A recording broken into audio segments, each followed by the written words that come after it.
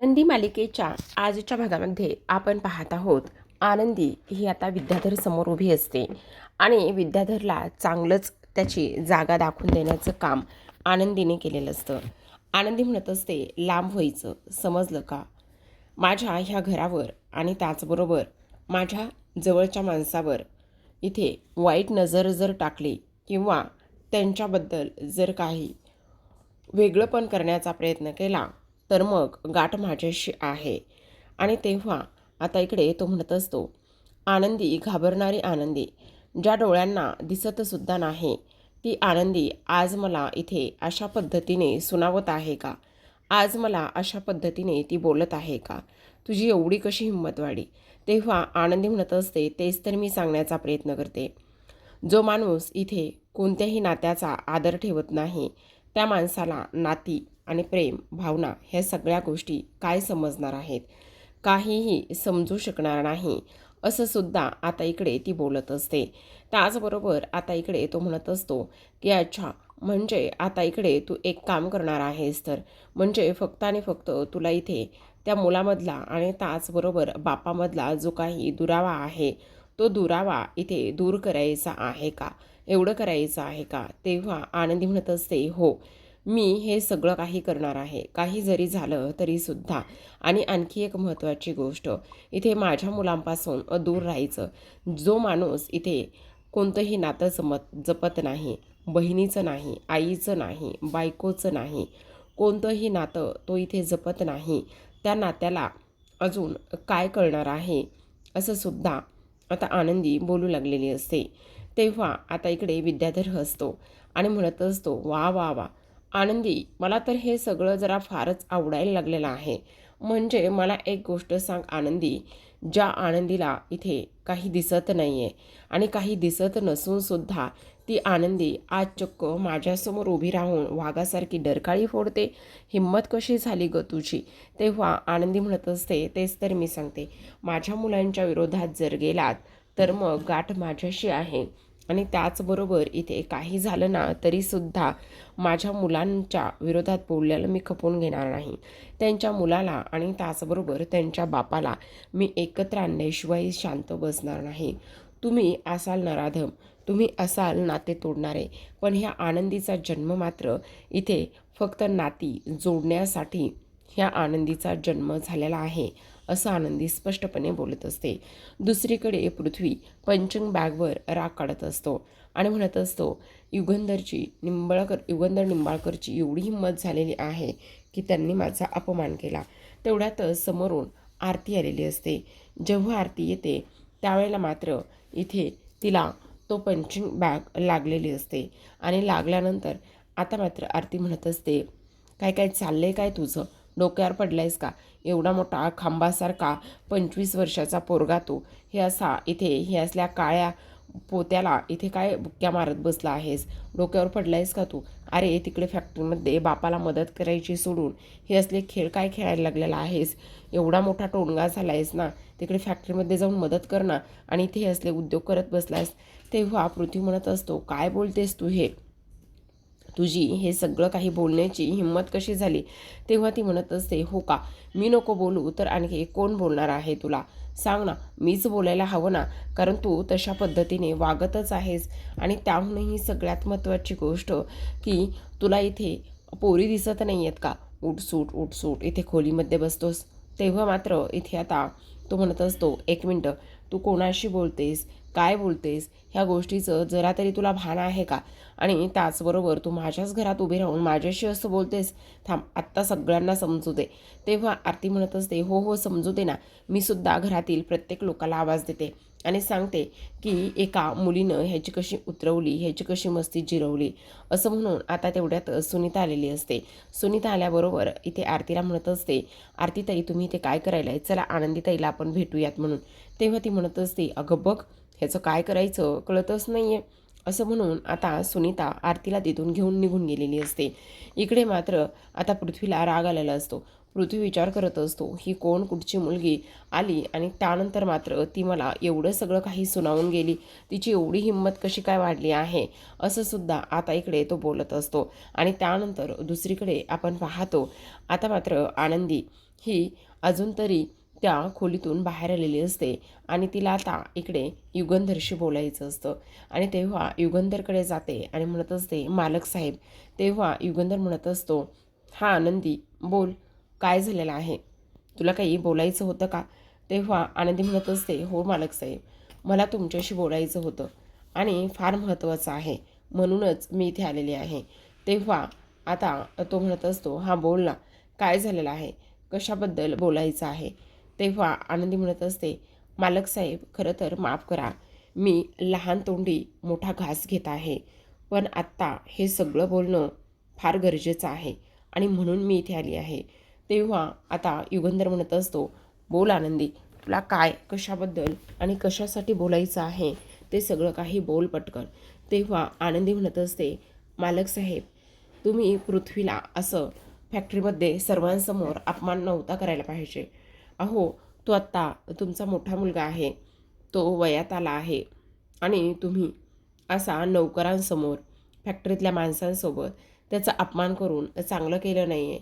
आणि त्याचबरोबर तुम्ही एकदा त्याचं म्हणणं काय आहे, काय नाही हे तरी ऐकून घ्यायचं होतं. तुम्ही डायरेक्टच इथे त्याच्याशी ह्या भाषेमध्ये बोलायला नव्हतं पाहिजे. तेव्हा मात्र आता युगंधर म्हणत असतो, एक मिनिट आनंदी, तू हे सगळं माझ्याशी बोलतेस? तुला कळतंय का?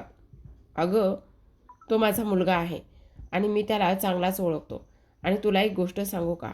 बापामध्ये आणि मुलामध्ये बोलण्याची तुझी हिंमत कशी झाली?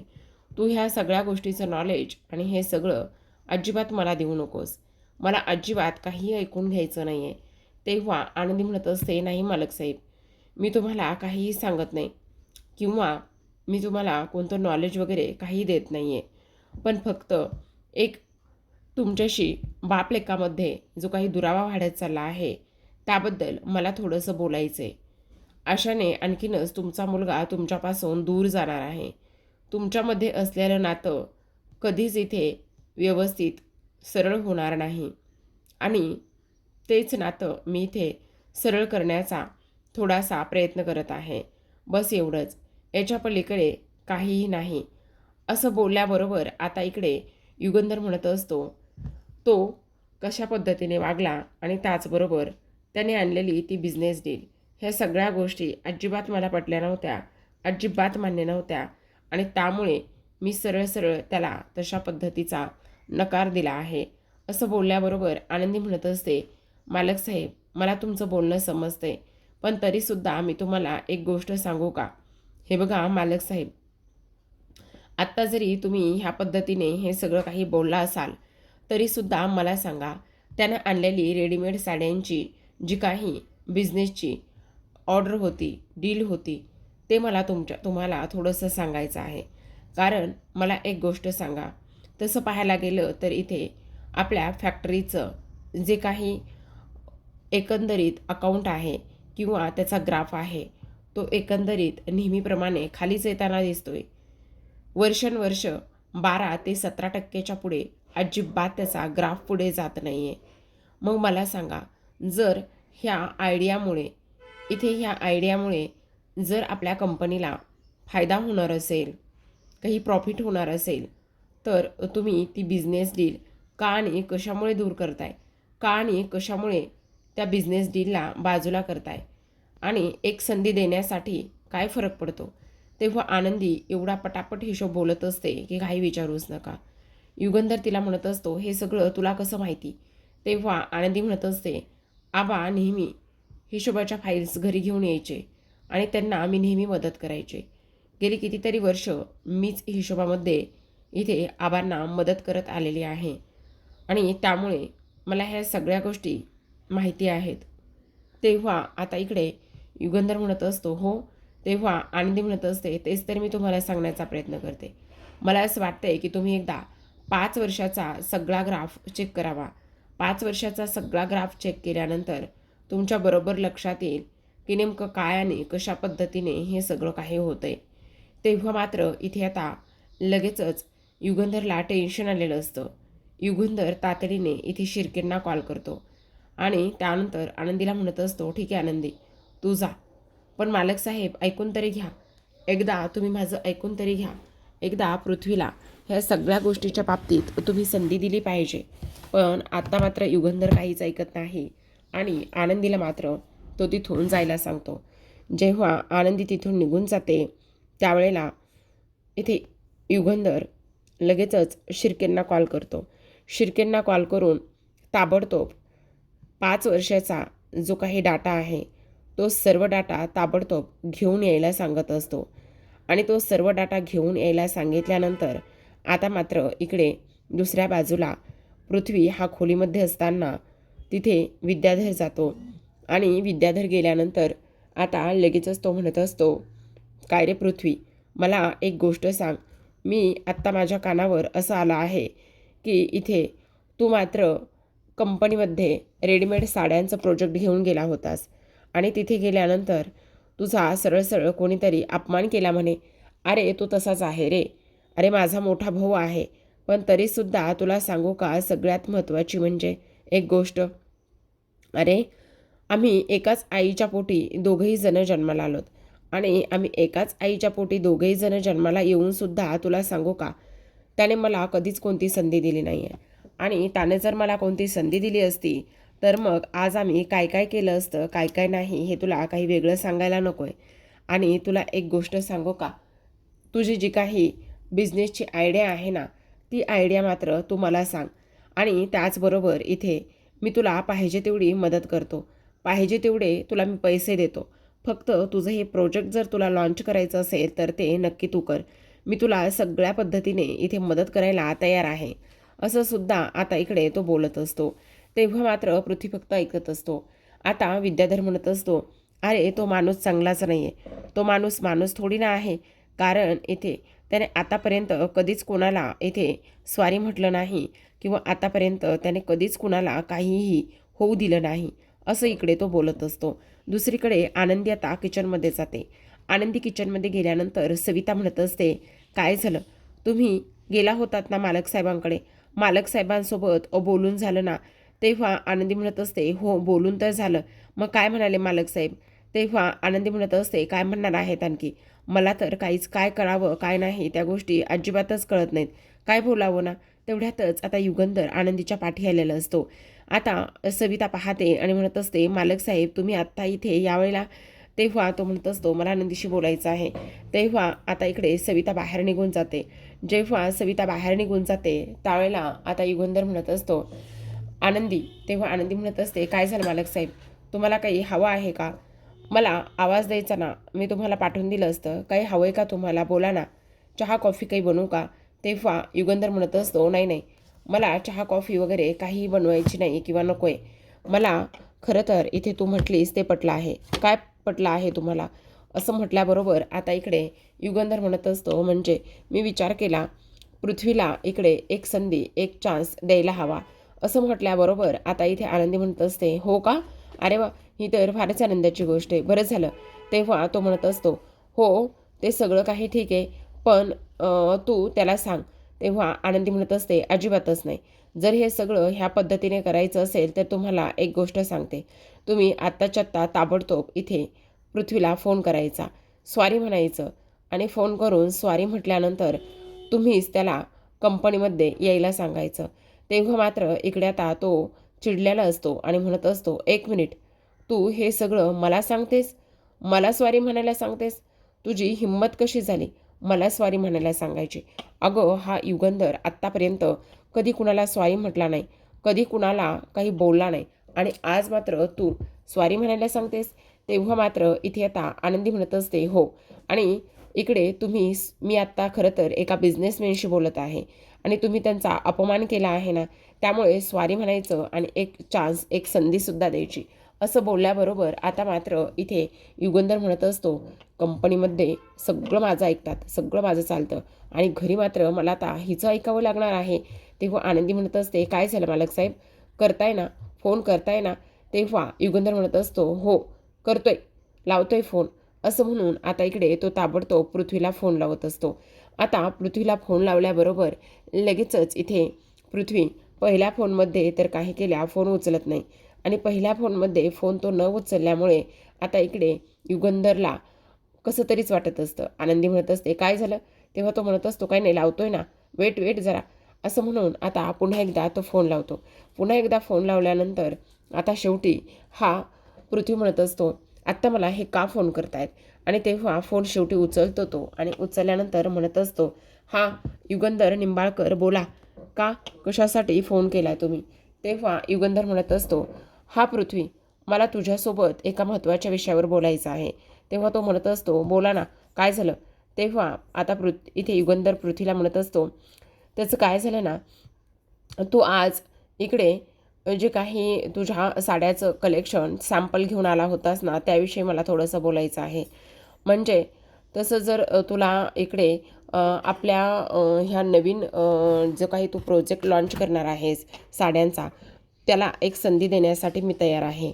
तुझं जे काही प्रेझेंटेशन आहे, जे काही आहे ते सगळं काही तू घेऊन ये आणि ते सगळं काही घेऊन आल्यानंतर तुला एक स्वतःला सिद्ध करण्याची मी एक संधी देत आहे.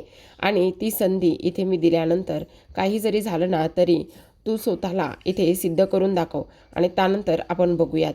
आणि तेव्हा मात्र इथे पृथ्वी म्हणत असतो, काय काय सांगताय काय? तेव्हा तो म्हणत असतो, हो. आणि त्याचबरोबर इथे तुझ्या रेडीमेड साड्याने जर आपल्या कंपनीला प्रॉफिट होणार असेल तर मग मी तुझ्यासोबत तुझ्या प्रोजेक्टचा विचार करायला तयार आहे. तेवढ्यातच आता इथे आनंदीने स्वारीसुद्धा म्हणायला सांगितलेलं असतं. आनंदी खुणवत असते की स्वारी बोला म्हणून. तेव्हा पृथ्वी म्हणत असतो, हो नक्कीच. तेव्हा हे सगळं झाल्यानंतर पुन्हा एकदा आता तो म्हणत असतो, हां आणखी काही बोलायचं आहे का तुम्हाला? तेव्हा युगंधर म्हणत असतो, नाही ते काय झालं ना, खरं तर तुला मी इथे जो काही फॅक्टरीमध्ये सर्वांसोबत बोललो, सर्वांसोबत इथे तुझा अपमान केला ना, तो अपमान मी खरं तर इथे करायला नको होता. तुझ्यासोबत मी जरा चुकीच्या पद्धतीने बोललो, खरं तर त्या सगळ्यासाठी स्वारी.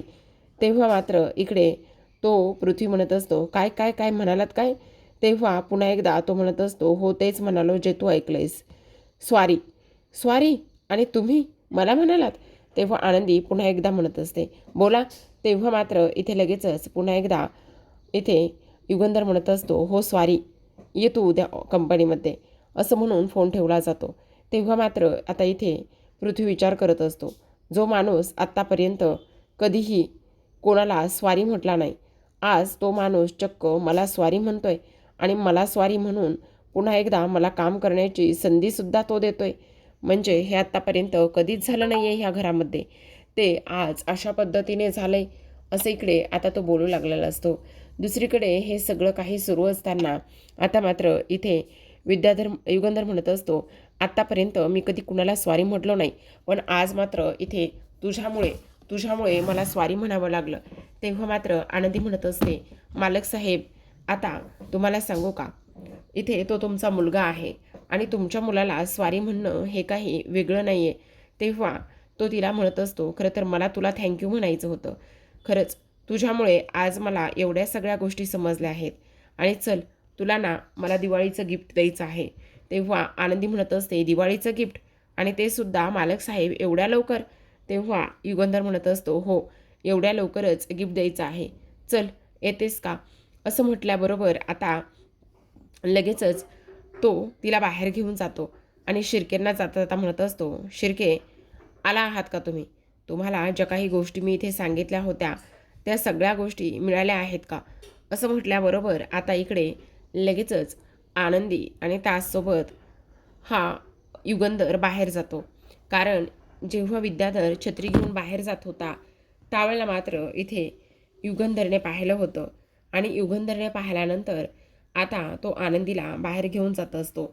आनंदीला तर आता इथे समजत नसतं की हे सगळं काय आहे म्हणून, पण तरीसुद्धा आता इकडे ती त्याच्या पाठीपाठी चाललेली असते. आता इकडे आपण पाहतो, जेव्हा हा विद्याधर गाडी उघडायला जातो, गाडी उघडायला गेल्याबरोबर तिथं खूप मोठा स्फोट होत असतो आणि तो स्फोट झाल्यानंतर आता मात्र इकडे हा विद्याधर खाली फरशीवर जमिनीवर पडलेला असतो. पण आनंदीला काहीतरी इथे स्फोट झाल्याचा आवाज येतो आणि स्फोट झाल्याचा आवाज आल्याबरोबर आनंदी मात्र घाबरलेली असते आणि घाबरल्याबरोबर आता ती युगंधरकडे पाहतच असते. तेवढ्यातच आता आपण पाहतो इकडे दुसऱ्या बाजूला मात्र युगंधरला आनंद झालेला असतो. तर आता प्रेक्षकांनो, आजच्या भागामध्ये एवढंच. उद्याचा भाग पाहायचा असेल तर नक्की चॅनलला सबस्क्राईब करा, कारण उद्याच्या भागामध्ये सुद्धा खूपच इंटरेस्टिंग असं घडणार आहे. कारण आपण पाहतो की आता हे सगळं काही युगंधरने आनंदीसाठी केलेलं आहे, कारण आनंदीच्या जीवाशी खेळण्याचा ह्या युगंधरने प्रयत्न केला होता आणि तोच प्रयत्न आता इकडे त्याला महागात पडला आहे. हेच आपल्याला इथे दाखवलं आहे.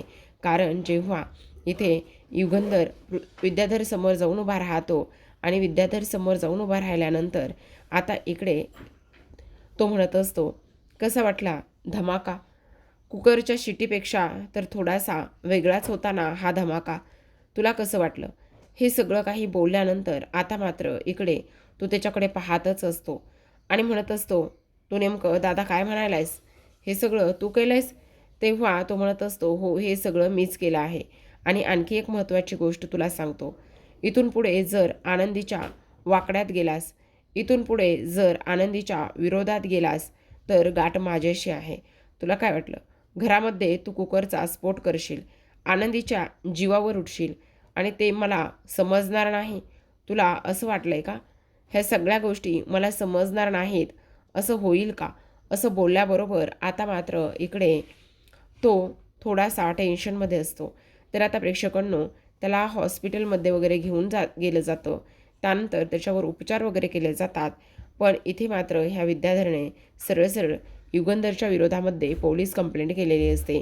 युगंधरच्या विरोधामध्ये पोलीस कंप्लेंट करून पोलिसांना बोलवून असं सांगत असतो की ह्या युगंधरने ह्या गुन्हा आहे हा, आणि बंड ह्या गुन्हेगारीसारखा बंड ह्याने केला आहे आणि त्याने हे सगळं काही करून इथे त्याने मला जीवे मारण्याचा प्रयत्न केला आहे. माझ्या गाडीमध्ये बॉम्ब ठेवला आहे असं सुद्धा आता इकडे तो बोलत असतो आणि इन्स्पेक्टर साहेब ताबडतोब ह्याला अटक करा असं सुद्धा तो इथे सांगत असतो. आता हे सगळं काही सांगितल्यानंतर मात्र आनंदीला आता इकडे धक्का बसतो. पण आता प्रेक्षकांनो, हे सगळं जरी झालं तरीसुद्धा युगंधर इथे निर्दोष आहे आणि त्याचबरोबर काही झालं तरी हे सगळं ह्या विद्याधरने केलं होतं आणि त्याची परतफेड म्हणून हे जे काही युगंधरने केलं आहे, ह्या सगळ्या गोष्टीतून आता तो कसा वाचेल आणि कसे दोघेही जण सुखरूप बाहेर पडतील हे पाहणं फार इंटरेस्टिंग आहे. तर पाहत रहा आनंदी. भेटूयात उद्याच्या भागामध्ये. तोपर्यंत धन्यवाद.